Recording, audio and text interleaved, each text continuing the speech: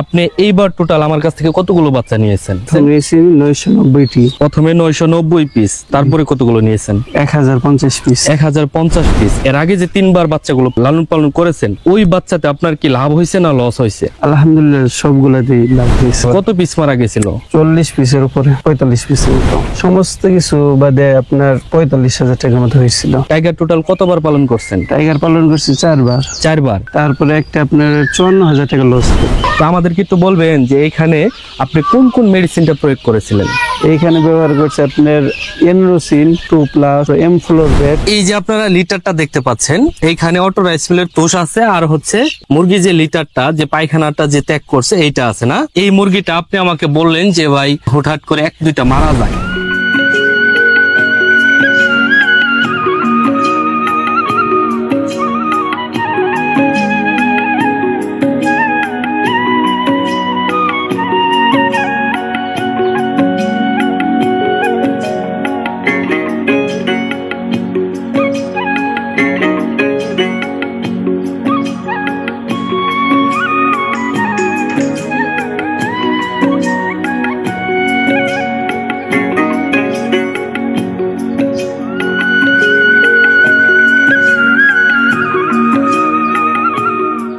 আসসালামু আলাইকুম, মাই Bangla video YouTube চ্যানেলের পক্ষ থেকে সকলকে অভিনন্দন। আশা করি সকলে ভালো আছেন। তো আজকে আপনাদের মাঝে আবার চলে আসলাম আরেকটি নতুন ভিডিওতে। অনেকে আমাকে প্রশ্ন করেন যে ভাই, আমি যদি খামার শুরু করতে চাই তাহলে আমি কিভাবে খামার শুরু করব? খামার শুরু করার আগে আপনার কি কি জানা থাকতে হবে, কি কি তথ্যগুলো জানা থাকতে হবে, কোন কোন বিষয়ের উপর আপনাদের অভিজ্ঞতা থাকতে হবে, আজকের এই ভিডিওতে, ফুল ভিডিওতে আজকে বিস্তারিত আলোচনা করব।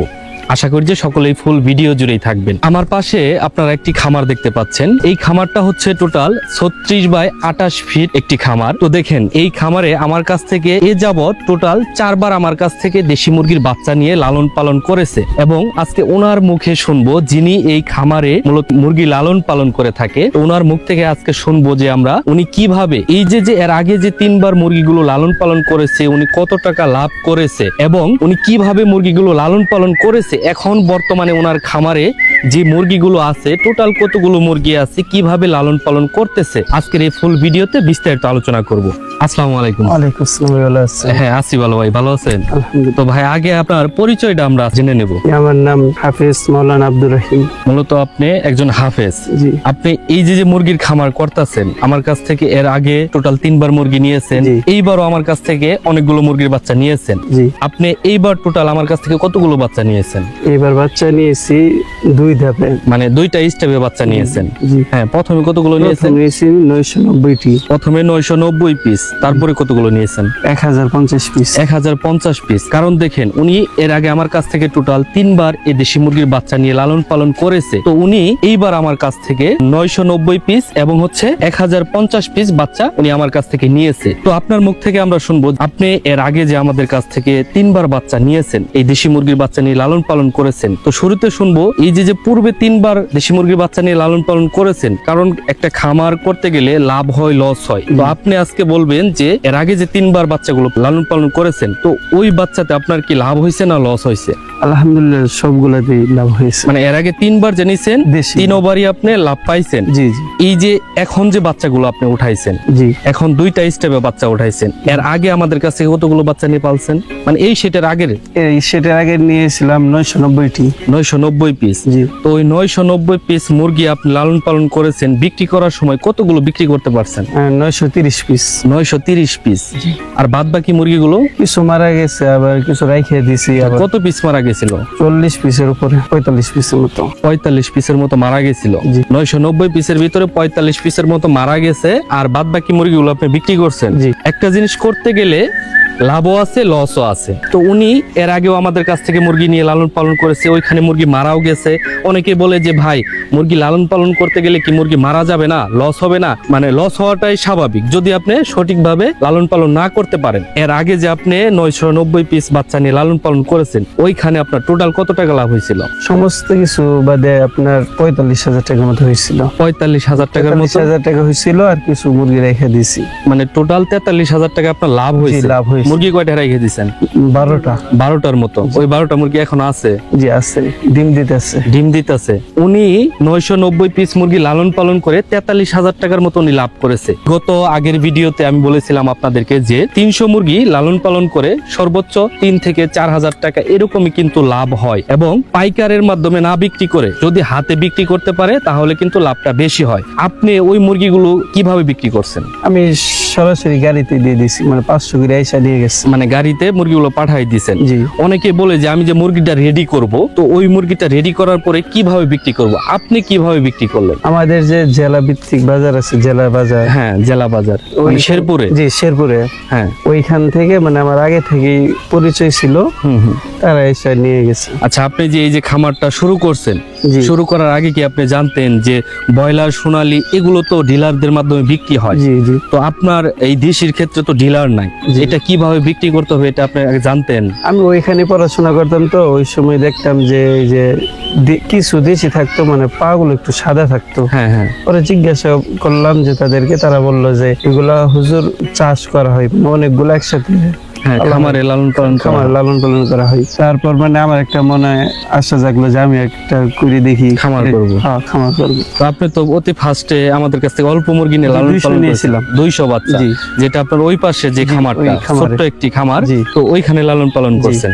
তো তারপরে আপনার এই খামারে আসা? কিছু লাভ হয়েছিল। হ্যাঁ ওই লাভের টাকা দিয়ে 300 করছি, মানে দেশি নিয়েছি আপনার এখান হ্যাঁ থেকে। হ্যাঁ, মানে 200 থেকে 300। 300 ওই লাভের টাকা দিয়ে পারাইছি। হ্যাঁ হ্যাঁ তারপরে কিছুদিন মাঝখানে অন্যটা করছিলাম, টাইগার। হ্যাঁ, টাইগার পালন করছেন। টাইগার পালন তো করছিলাম। আমরা একটু শুনবো, উনি যেহেতু টাইগার পালন করেছে, টাইগার টোটাল কতবার পালন করছেন? টাইগার পালন করছি 4 বার। 4 বার। জি। 4 বার আপনি টাইগার পালন করছেন। 4 বারে আপনি লাভ পাইছেন কত টাকা আমাদের একটু বলবেন? কারণ অনেকে বলে যে টাইগার মুরগি অনেকটাই লাভ, টাইগার মুরগি লালন পালন করে বাড়ি ঘর অনেক কিছু করা যায়। তো আপনি একটু বলবেন আমাদের যে টাইগার মুরগি আপনি লালন পালন করে এই 4 বারে টোটাল কত টাকা লাভ পাইছেন? আপনার ওইটা ওইরকম ভাবে নোট নেই, তবে 300 মুরগিতে মানে 12,000-এর মতো হয়েছিল লাভ হয়েছিল। আর একবার 400-এর মধ্যে প্রায় 15,000 টাকা লাভ হয়েছিল। 400-এর ভিতরে 15,000, 300-এর ভিতরে 12,000। জি। তারপরের দুইটা স্টেপ তারপরে মানে একটু ডাইরেক্ট সমান সমান ছিল, সমান সমান, কোনো লাভও নাই লসও নাই। লসও নাই। হ্যাঁ, তারপরে একটা আপনার 54,000 টাকা লস খেয়েছে। মানে একবারে 54,000 টাকা লস হয়েছে। লস আপনার টোটাল 2 বারে আপনি লাভ পাইছেন 27,000 টাকা, আর একবারে আপনার লস হয়েছে 54,000 টাকা। তো এই যে দেশি যে আপনি আমাদের কাছ থেকে এইটা নিয়ে আপনার 4 বার, এর আগে আপনি আরো 3 বার উঠাইছেন, তো ওইখানে আপনার টোটাল কত টাকা লাভ হয়েছে এর আগে যেই কয়বার উঠাইছেন? প্রথম যখন আমি 200 দিয়ে শুরু করেছিলাম, ওইখানে প্রথমবার লাভ হয়েছিল 12,000। 12,000। তারপরে বাজারটা মানে নরম হয়েছে, বুঝতে পারি না, ওই সময় বাজারটা একেবারে কমে গেছিল। ওই সময় আপনার 5,000 টাকা মতো লাভ। 5,000 টাকা, মানে লস হয় নাই? না না, লস হয় নাই। লস হয় নাই, একেবারে বাজারটা কমে গেছিল ওই সময়। তো তারপরে যে আপনি আমাদেরকে বললেন 43,000 টাকা আপনার লাভ হয়েছে 990 পিস মুরগিতে, যে বেচার আগেরটা, এই বেচের আগের বেচটাতে। জি। দেশিতে মূলত আমি অনেককেই বলে থাকি দেশিতে কখনো লস হয় না, যদি মুরগি বেঁচে থাকে খামারে, সুস্থ থাকলে, সুস্থ সবল থাকলে ওই মুরগিতে লস হয় না। যত প্রকার বাজার কম থাকুক আপনার কিছু না কিছু থাকবেই। হ্যাঁ, আপনার যে টাকা খরচ করছেন ওই টাকা উঠে তারপরও 1-2 টাকা হলেও লাভ হবে। জি। তো এখন আমরা শুনবো যে আপনি এই যে এখন যে মুরগিগুলো লালন পালন করতেছেন, ওনার এইখানে উনি কিভাবে ব্রিডিং থেকে শুরু করে এই মুরগিগুলো উনি লালন পালন করতেছে এখন পর্যন্ত। কারণ অনেকে বলে যে কিভাবে মুরগি লালন পালন করব, আজকে ওনার মুখ থেকে শুনবো যে উনি ব্রিডিং এ কিভাবে মেডিসিন প্রয়োগ করছে, কিভাবে এটার দেখভাল করছে, আজকে বিস্তারিত আলোচনা করব। তো ভাই একটু খামারে যাই আমরা।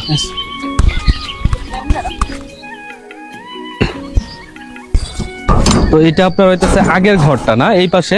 জি জি, এটা আগের ঘর, আর এটা উনি নতুন করে একটা ঘর করেছে। তো দেখেন অনেকে বলে যে ভাই খামার ম্যানেজমেন্টটা কিভাবে করতে হবে। তো দেখেন উনি খামারে ঢোকার আগে উনি আমাদেরকে যে স্প্রেটা, এটার ভিতরে ভাই কোন স্প্রেটা আপনি ব্যবহার করছেন? এটা জীবাণুনাশক মাইকোনিল এসকেভের। তো দেখেন এটা হচ্ছে জীবাণুনাশক, কারণ ওনার খামারে আসছি, খামারে আসার আগে উনি আমাদেরকে মূলত এটা দিয়ে আমাদেরকে জীবাণুমুক্ত করতেছে। কারণ আমরা অনেক দূর থেকে আইছি, আমাদের শরীরে অনেক জীবাণু থাকতে পারে, এবং কি বেশিরভাগ হচ্ছে আমাদের পায়ের যে স্যান্ডেল আছে এই স্যান্ডেলে জীবাণুটা থাকতে পারে। তো আপনারাও সেম এইভাবে খামার ম্যানেজমেন্টটা আপনারা করবেন, তাহলে সবচাইতে ভালো হয়। তো এটাই হচ্ছে আপনার মূলত খামার। জি। আর এই খামারটা দেখেন উনি মূলত করছে, এখানে ব্যবহার করছে কাঠ, বাঁশ এবং হচ্ছে বাঁশের চাটাই না, জি। উপরেরটা হচ্ছে তিরপল, জি। তার উপরে আপনি কি ব্যবহার করছেন? যেও শীত, তবে সব কিছু মিলে 98,000 টাকা মতো। 98,000 টাকা আপনার খরচ হয়েছে।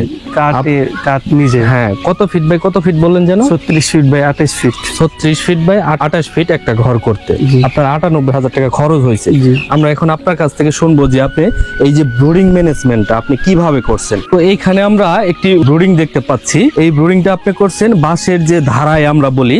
তো এটা মূলত বাঁশ দিয়ে আপনি নিজে বানাইছেন? না, আমার আব্বা বানাই দিয়েছে। আপনার আব্বা বানাইছে। তো অনেকে বলে যে ব্রুডিং কিভাবে করব, এটা মূলত আমরা করি সাধারণত প্লেন শীট দিয়ে, তাই না? আপনি করছেন বাঁশের চাটাই দিয়ে। তো এইখানে আপনি নিচে এইখানে আপনি অটো রাইস মিলের তোষটাই ব্যবহার করছেন। জি। এটা আপনার প্রথমে যে লিটারটা আপনি এখানে দিছেন, তারপর কি লিটার পাল্টাইছেন? জি না। আজকে বাচ্চার বয়স কত দিন? তোর বাচ্চার বয়স 28 দিন। 28 দিন। এখন আমাদেরকে একটু বলবেন যে ব্রুডিংটা আপনি তো আমাদের কাছে এখান থেকে 1050 পিস বাচ্চা এখানে আনছেন, জি। আর ওই পাশে হচ্ছে আপনার 990 পিস। জি। তো এখানে আপনি দুইটা হপার দেখে একটা ব্রুডিং করছিলেন না? দুইটা বোর্ডিং করছিলাম। দুইটা ব্রুডিং করছেন, মানে 500 কিছু উপরে আপনি দুইটা ব্রুডিং করছেন। 525 টাকা করে দুইটা বোর্ডিং করছি। 525 টাকা করে দুইটা ব্রুডিং করছেন। 1050 পিস বাচ্চা আনছেন। এইখানে আপনার কয়টা বাচ্চা মারা গেছে? এইখানে আপনি আমার ভুলের কারণে মানে 2 দিনে প্রায় 90টা বাচ্চা মারা গেছে। প্রায় 90টা।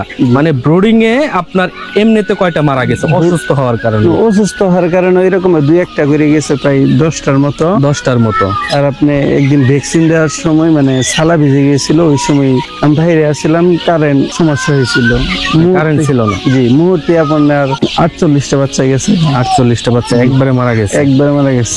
লাস্টে যে হ্যাঁ। BCRTB ভ্যাকসিনটা 25 দিনের দিন দিলাম, হ্যাঁ। ওই দিন আবার সব বাচ্চা এক জায়গায় করে ফেলছিলাম। ওই সময় আপনার নিচে যে বাচ্চাগুলো পড়ছিল ওইখান থেকে 40টা বাচ্চা গেছে। 40টা বাচ্চা মারা গেছে। এই দুইটা। আর এমনিতে ওইরকম বাচ্চা কোনো সমস্যা নেই। এটা জীবন্ত জিনিস, এটা মারা যাবে। জি। সঠিকভাবে এটার তবদির করলে পরে এটা থেকে ভালো রেজাল্ট পাওয়া যাবে, এটাই স্বাভাবিক। জি। সেম আমরা যেরকম গরু, ছাগল, হাঁস, মুরগি যে বাইরে লালন পালন করে থাকি, এটাও তো সেম একই। জি। আমরা সাধারণত সোনালী খাবারটাও দেই, আবার অনেকে আছে ব্রয়লারের খাবারটাও দিই। তো আপনি মূলত ব্রয়লারের যে খাবারটা ওইটাই দিয়েছিলেন কি স্ট্যাটাস? তো আমাদেরকে একটু বলবেন যে এইখানে আপনি কোন কোন মেডিসিনটা প্রয়োগ করেছিলেন? এইখানে ব্যবহার করছে আপনার এনরোসিন 2+, তারপর এমফ্লোরবেট, PAS, তারপর আপনার ছিল থায়োবিন, লাইসোবিট। কারণ আমি সাধারণত অনেক ভিডিওতে বলি যে আমাদের যারা মূলত খামারি আছে, আমাদের কাছ থেকে যারা দেশি মুরগি নিয়ে লালন পালন করে, তো আমি সবাইকে বলি যে আপনারা এই ধরনের মেডিসিন গুলো দিয়ে আপনি ব্রুডিং করবেন। আমি যে মেডিসিনের একটা শিডিউল আপনাকে আমি দিয়েছিলাম, টোটাল হচ্ছে 6টা মেডিসিন। জি। এই 6টা মেডিসিন দিয়ে আপনি এখানে ব্রুডিং এ ব্যবহার করেছেন। জি। এতে আপনি কি রেজাল্ট কিরকম পাইছেন? আলহামদুলিল্লাহ ভালো। এমনি তো আপনার ব্রুডিং এ ওইরকম বাচ্চা মারা যায় না। ব্রুডিং এ বাচ্চা ওইরকম ভাবে বললাম না যে মারা যায় না, কিন্তু ওই যে দুইটা নিজের ভুলের কারণে সময় না দেওয়াতে। তো আমাদেরকে একটু বলবেন যে আমি ব্রুডিংটা আপনাকে কিভাবে করতে বলছিলাম। অতি ফার্স্টে আমি বলি যে অটো রাইস মিলের তুষ দিবেন। জি, তুষ দিছিলাম 1 থেকে 2 ইঞ্চি বা 3 ইঞ্চি পরিমাণে মোটা করে। জি। তারপর উপরে আপনি কি দিছিলেন? তার উপরে দিয়েছিলাম আপনার ওই যে পাটের চট বা ছালা, এটা দিয়েছিলেন। জি। কারণ এর আগে আমাদের কাছ থেকে যখন মুরগি নিচ্ছেন আপনি, তখন আপনাকে বলছিলাম যে পেপার দেওয়ার জন্য। তারপরে আপনাকে এই যে পাটের চটটা দিতে বলছিলাম। তো পেপার ভালো না পাটের চটটা ভালো? পাটের চটটাই ভালো। পাটের চটটা ভালো। পা পিছলে যায় না। পা পিছলে যাবে না, ওটা লোলা হবে না, এবং কি হচ্ছে আপনার ওইরকম অ্যামোনিয়া গ্যাস হয় না। আপনি এই যে ব্রুডিং করছেন, এই যাবত মুরগির বয়স হচ্ছে টোটাল আজকে 28 দিন। 28 দিন। তো 28 দিন এর আগেও তো আপনি লাভ করছেন মুরগি লালন পালন করে, 2টা স্টেপে মুরগি নিচ্ছেন। তো এইবার আপনার কিরকম আশাবাদী? আলহামদুলিল্লাহ, বাজার থাকলে ভালো একটা। বাজারটা যদি ভালো হয় তাহলে আপনি মোটামুটি ভালো। মূলত হচ্ছে মুরগি সুস্থ রাখতে হবে, মুরগির কোয়ালিটি ভালো রাখতে হবে। তো আমি এখানে আসার পরে দেখলাম, আমি আপনাদেরকে একটু দেখাবো। ফ্লোরটা হচ্ছে মাটির। তো অনেকে বলে যে মাটি ফ্লোরে মুরগি পালতে পারবো কিনা। মাটি ফ্লোরেও আপনারা মুরগি লালন পালন করতে পারবেন। তো সবচাইতে ভালো হয় যে ঢালাই ফ্লোরটা হইলে সবচাইতে ভালো হয়। জি, একটু টাকার সমস্যা তো এই জন্যই না, মুরগির জন্য হচ্ছে ঢালাই ফ্লোরটা হলে সবচাইতে ভালো হয়। তো দেখেন এইখানে হচ্ছে আপনার 990 পিস মুরগির বাচ্চা। তো এটার বয়স হচ্ছে 36 দিন বয়স। তো ওইটার বয়স হচ্ছে 28 দিন বয়স।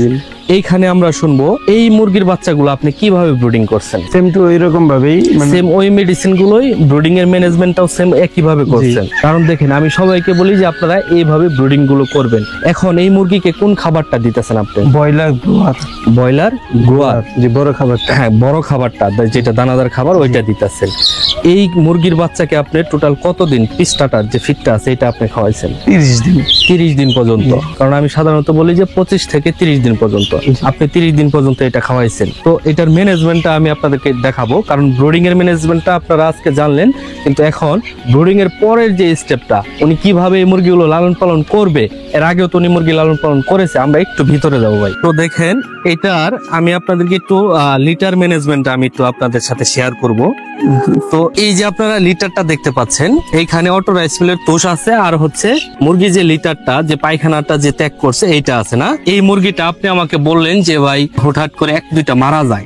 জি, এটা মারা যাওয়ার মূল কারণ মূলত হচ্ছে গ্যাস আছে। এই যে আসছি নাকে গ্যাস ধরছে না, জি, একটা আলাদা একটা গ্যাস। তো এটা দেখেন এই যে আলাদা একটা গ্যাস আছে এখানে আসার পরে নাকে ধরতেছে। আমরা যদি ভালো পরিবেশে থাকি তাহলে তো আমরাও সুস্থ থাকবো নাকি? জি, এই মুরগিটা এই পরিবেশে থাকলে এখান থেকে যে গ্যাসটা হইতাছে এটাকে সাধারণত বলি আমরা অ্যামোনিয়া গ্যাস। এখান থেকে মুরগির সালমোনেলার সমস্যা হবে, ঠান্ডার সমস্যা হবে, মাইক্রোপ্লাজমার এগুলোর সমস্যা হবে, বিভিন্ন ধরনের রোগে এখান থেকে আক্রমণ করবে। এই মুরগির এই যে ম্যানেজমেন্ট আপনি করছেন, এটা যদি আপনি সঠিকভাবে না করতে পারেন তাহলে কিন্তু মুরগি অসুস্থ হবে। জি।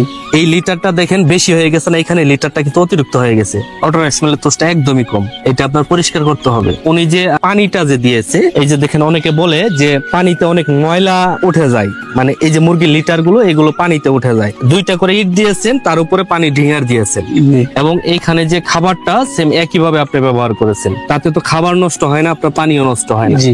আজকে পানিতে কোন ধরনের মেডিসিনটা দিচ্ছেন আমাদের বলবেন? আজকে দুপুরে কোনো মেডিসিন দেয় না। আজকে দুপুরে কোনো মেডিসিন দেন নাই। জি। আর এমনি সকালবেলা কোন মেডিসিনটা দিচ্ছেন? মাঝে মাঝে আপনার এখন বাচ্চার বয়স হয়ে গেছে, এখন ওইরকম ভাবে দেয় না, তবে 3 দিন পর পর আপনার ডক্সিবেট দিয়ে ডোজ করাই।